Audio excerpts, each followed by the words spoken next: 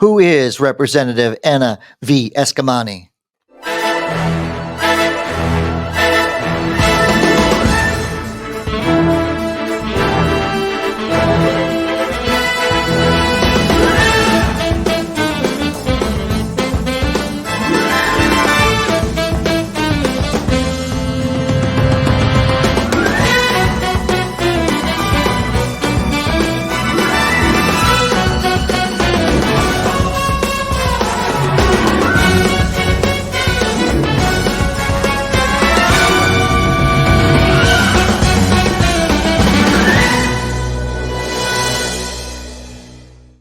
Welcome to another episode of You Can't Make This Shit Up. I'm your host, Joel Hoxley, David Washington, and our special guest is Representative Anna V. Eskamani. Would you please introduce yourself, Representative? Of course. Well, thanks so much for having me with y'all today. Thank you. I am so proud to represent District 42 in the Florida State Legislature. But of course, before I was elected, I grew up in Orlando and went to public schools, K-12. Go to UCF. I'm actually getting a PhD right now at UCF. Go Knights. Charge on. Charge on. And of course, I ran for office for the first time in 2018 and have been serving this community with honor since then. So my one question is, when do we get to call you doctor? Because I've been waiting for that. I've been waiting for that. It's coming. And I've been paying attention to your social because I'm really excited. Yeah, it's coming. It's so right there. Funny enough, this past few weeks, I have been falling asleep on the couch with my laptop doing coding because I actually am in the public administration program at UCF.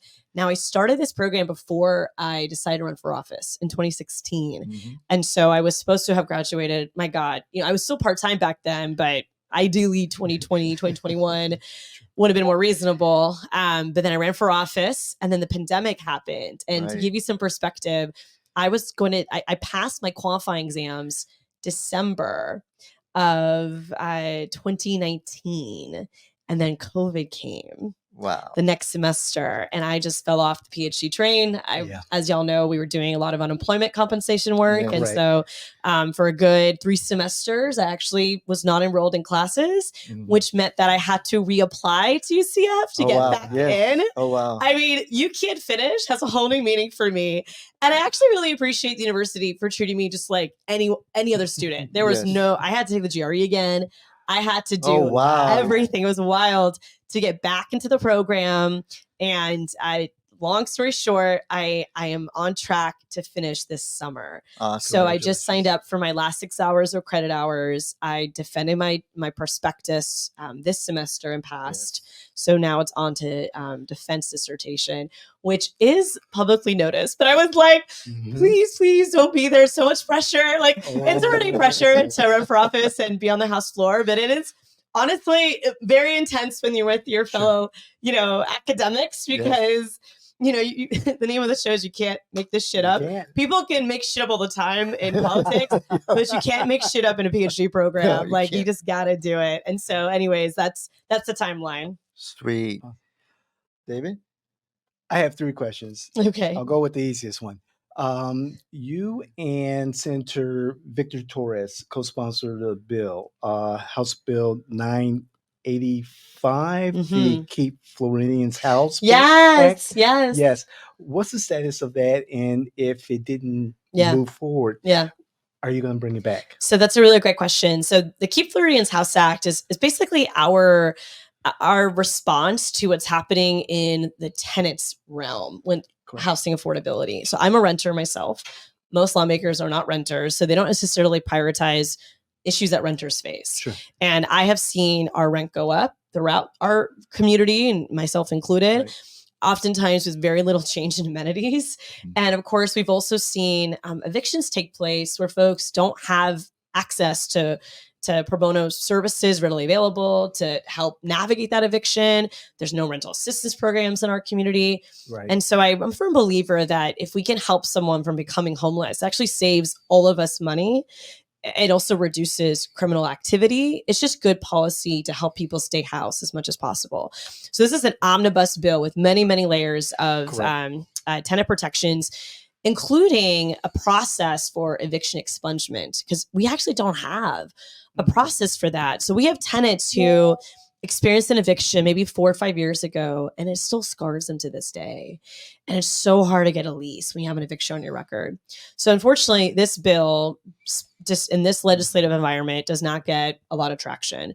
We do often take pieces of the bill and try to amend it onto other bills, and that has led to some really good conversation. So I'm actually going to, I won't have Senator Torres next session because he terms out, but I want to see what partnership can be found to maybe revisit the eviction expungement piece of the bill as an incremental improvement, because this was actually bipartisan language that passed the Florida House several years ago, but it's not the Senate.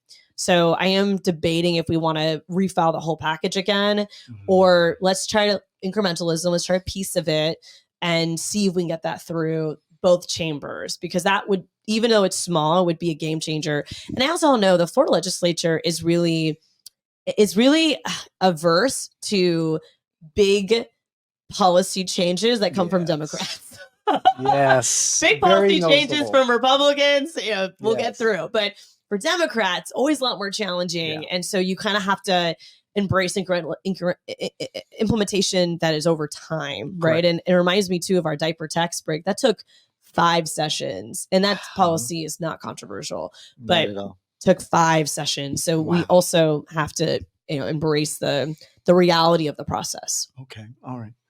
Joel, did you have another question, or I got 2 more? You have 2 more, so you might as well take yours.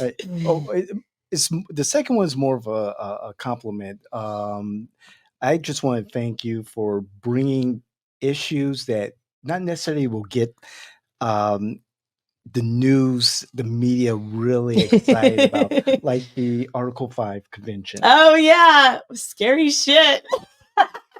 Yes, but nobody talks about it because it's not sexy, right? Like it's more wonky. I talk about it. I talk about it all the time. Oh, good. I'm glad. Because it has no rules, and we've been doing this for a long time. Incremental. It's been a practice, and we're finally almost there. Oh, you're what's going to happen? You know what's so interesting about the Article 5 debate is we had Republican REC leaders from different counties testify against the legislation, and it was really affirming. And of course my Republican colleagues were upset by it, but these were experts in the U.S. Constitution, and they were saying, look, there are no rules, and nothing's going to stop some sort of influential entity to take over this process. And it was really, really, really kind of, it was a little petty, but this is the Alachua County REC chairman, and he said, no offense, but there are no James Madison or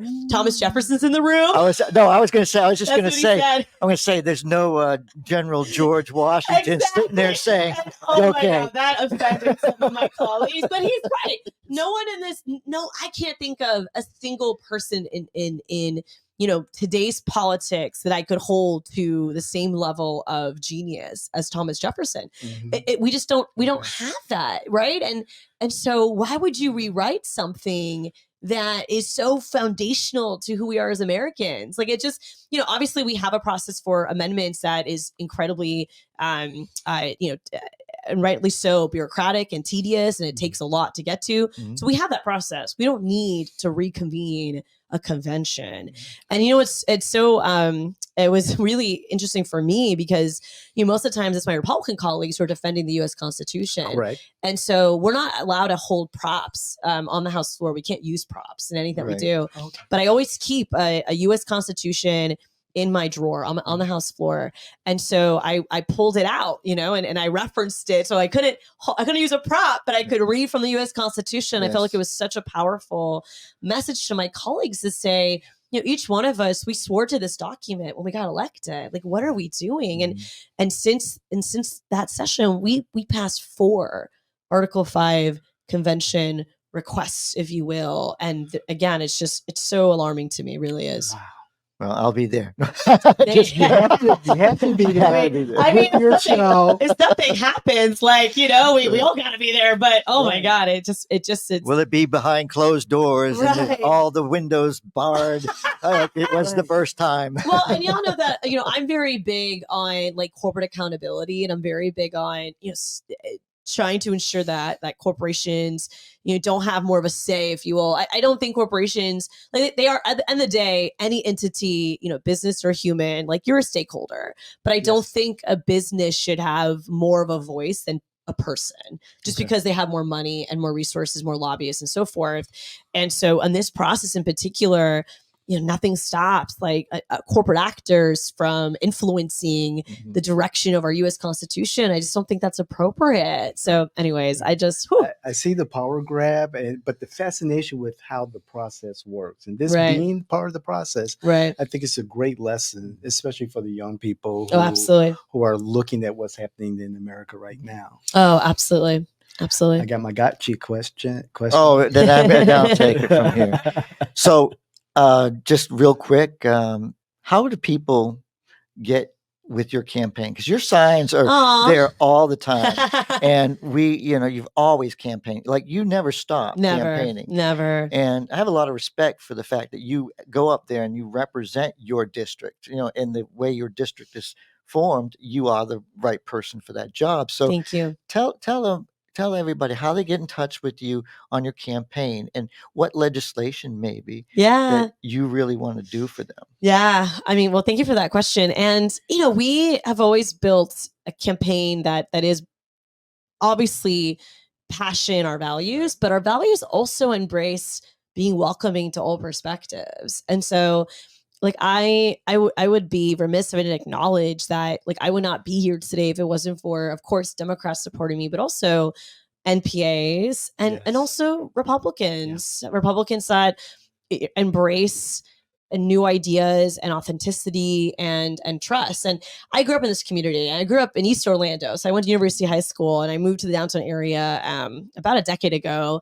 And, there are so many folks that, knew my mom. My mom passed away when I was a kid. And it's so crazy because I'll go to the history center and they're like, oh yeah, I worked with your mom at Kmart before I came here. And then I'll meet folks who know my dad. My dad, when he gets a new car, he works with an auto broker, and that auto broker is now my constituent, and I use him to get my Honda. He's great. His name is Mackie. Definitely use him. But it's just it's a very humbling experience, and especially as an Iranian-American, a lot of folks obviously don't have a good perception of Iran, and understandably so.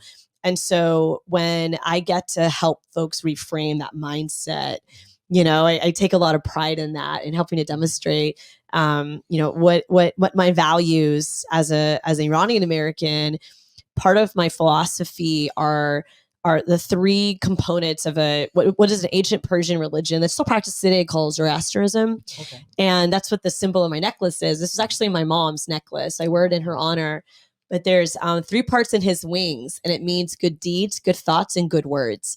So that is always my philosophy in everything that I do. And even our campaign logo, if folks notice the V and the 3 lines, that's what the 3 lines represent. It's a reflection of my culture and my philosophy. And the V is my mom's maiden name, which is my middle name, Mishkai, which I, as you noted in the introduction, I always carry that middle initial with me because it's my reflection of the influence that she had. And 13 years that I knew her, she's so fundamental to who I am. So to get to the heart of your question, if folks want to get plugged into our work, they can definitely visit honorforflorida.com. And if you want to volunteer, we have a volunteer button, but our volunteer opportunities stem into a lot of different things. It's not just campaign oriented. We also volunteer, for example, at Samaritan Resource Center. That's one of our homeless service providers over in East Orlando. We do service days there. We do community cleanups. We love picking up trash. Picking up trash is one of my favorite activities. And I will literally be driving to a meeting and I'll see a zone with trash, and I'll like screenshot my phone and circle it. And I'm like, I have to come back here because there's too much trash, And so it's not just the campaign stuff. I mean, that's obviously a big part of what we do, but it's also the giving back to the community. We do supply drives almost every quarter, some sort of supply drive for a different community or issue. So we try to really have our office be a hub for good deeds, right? And just try to reflect that out to the community. Excellent. All right. So everyone gets all of our guests gets a gotcha question. Okay. It's really not that hard. All right. I'm ready. You have a twin sister, correct? I do. Okay. Yeah.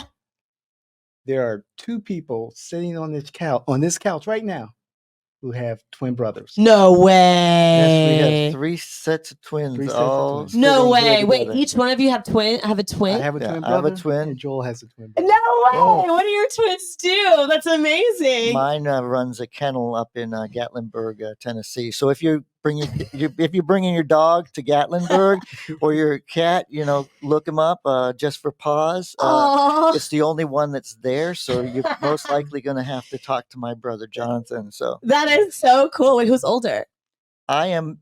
I'm 4 seconds. 4 minutes. 4 minutes. 4 minutes. 4 minutes. 4 minutes old. If it was 5, no, I was trying to say if it was 5 minutes, he would have been born the next day. No way. Really? That's how late that night we were born. That's amazing. So I would have been the 15th. He would have been the 16th. That's crazy. That would have been fun. 2 birthdays. Yeah. Well, it would have been great. It's still December. It's still Totally. That's great. I'm older by 5 minutes. Okay. Yeah. There you go. 4 minutes, 5 minutes. I'm older by 4 minutes. No, we're all the big twins. Yes. Wait, what does your twin do? My twin brother, Douglas, he is a deputy director for the state of Illinois. I think Department of Human Services or something like that. Nice. That's great. Yeah. Aw. Yeah.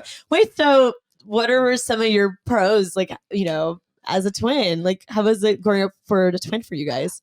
Well, for me, I'll start this one off because I already got it off the top of my head. For me, right now, he lets his hair grow out. So it's all gray. Oh my God, so that's funny. When people see us, they're like, we know you're related, but this one looks like your dad. Oh my God, that's so funny. So I'm the only one with hair. No way. Yes, I'm the only one with hair. I have two brothers. What was that gene breakdown? It's from my mother's side, the French side of us. We have English and French. The English all went bald, and the French still has a little hair. Oh my God. But it's getting there. It's, you can still see a little forehead. But that's so funny. That's ours. I love that. Aww. Well, my sister and I, as you know, are very, very close. So we live together in Thornton Park as well with our roommate, David. Okay. Yeah, the 3 of us. So. Excellent. Yeah, we're very close. And she also is involved in political spaces. Yes. And, a lot of people have a misperception. They think that she works like under me and she has her own job. Like she works actually now at 6, the State Innovation Exchange. And she is amazing. She manages multiple states, multiple staff. Like she usually works remote, but does have to travel. And so I always get kind of annoyed because I'm like, and y'all probably get this too. We're 2 different people, right? But people always assume that you must do everything together and she must work for you. And like, they think that I know. And it's like, she did take a very active role, doing a lot of admin work on one of your campaigns, which it would have looked like she was. I mean, she was your champion. She's definitely one of my biggest advocates. But I mean, she'll come knock on doors, but she's never been, any official staff role. Like she's never been. I mean, she has her own. She's always had her own job and her own focus and her own passions. She also did her master's UCF too. And so, but as a twin, you're always just like, guys, like we're 2 different people. Like, please respect that, and she also can stand up on her own really strongly. Like people always could, it's so funny because they think that like I'm more the extrovert because I don't see her as much. And I'm like, oh, you just don't know her. You know what I mean? Like she doesn't, she is, I mean, she actually now freelances for the Orlando Weekly. She covers punk bands and music. She's very well known in the punk music scene, and she goes to Fest every year. And I mean, we've had so many bands stay at our house because she just volunteers our home to them. And so I'll wake up one morning and there's like this band from Amsterdam, like just on the ground sleeping. And I'm like, oh my God, it's so funny, but you can't make this shit up. No, you can't. It's amazing. It's amazing. She's like made best friends that way too. It's pretty cool. Excellent. Yeah. That's great. Well, we really want your input. We want you to reach out to Representative Anna V. Eskamani, and I love saying the V. It's always so fun. Reach out, get involved. She's not just campaigning; she's actually out there working in the community. Just like, share, make sure you go viral. Let's talk about what we've talked about today. And David, and then Anna can close us out. Okay. Yeah, sounds great. Like Joel said, we love to hear from you. So like, share, hit the notification button. But more importantly, we want to grow our community. So please, please comment, share your thoughts. We'd love to hear what you have to say. Bring your facts, not your feelings. And let's be tactful and respectful. But we want to have that conversation with you. I love that. Representative? Well, I just want to say thank you for creating the space, because finding environments where you can just talk as people and debate issues civilly. And I do think it's that debate that leads to better ideas. Agreed. I'm never going to have every problem solved with, especially if you just operate within your bubble, right? You really have to be willing to hear that debate, hear the discussion. And so I thank you for your leadership in that. And I do want to just let folks know one bill that we're really excited to refile next session is actually around supporting our veterans in stopping what are these predatory for-profit benefit shark companies. Really? I don't know if y'all heard about this. I really thank you. I thank you. Oh, absolutely. 100%. And they're actually starting to try to get into the VA. It's terrible. So, it's so terrible. And they're not accredited. And they charge sometimes upwards of several months of your benefits to help help. Yeah, and you have the American Legion who's there as your advocate. 100%. You have the people like $25 a year. You don't even have to be a member, but $25 a year to be in the Legion. And the Legion comes in. If you have a problem, just ask the Legion. They will get the people there. You want to give your benefits away? No, but thank you. Absolutely. Well, in this bill, so I first learned about this issue when I was speaking to a Sarasota-based veterans group, and they brought it to my attention. And then we were working on legislation. I spoke to Florida Department of Veterans Affairs. They got me connected to VFW because VFW has been working on this issue in Congress for years. But because of these predatory for-profit companies, they have just flooded Congress with donations, and they have this kind of fake message around don't stop veterans' choice. And it's like, veterans have choices. We just don't want them to be targeted by these predatory companies. Right. Yeah. And so the bill did pass. It's first committee unanimously. It is a bipartisan bill. So I have a Republican colleague with me as a prime co, Michelle Salzman. Nice. And we're going to refile it absolutely again this coming session. And part of my focus this summer is to build the support of all of our local veteran support organizations. Well, I'll ask my representative David Smith. Yes, that would Marine Corps. And he was a big supporter. He was the first person I called because he is also the chair of our Veterans Caucus. Yes. And so please put a bug in his ear because we want to make sure we get this done next year. He's one of our first guests, and he's a good friend. Oh, wonderful! Yeah, so I appreciate that. That sounds great. But more to come. So thank you again for having me. Thank you so much. You can't make this shit up.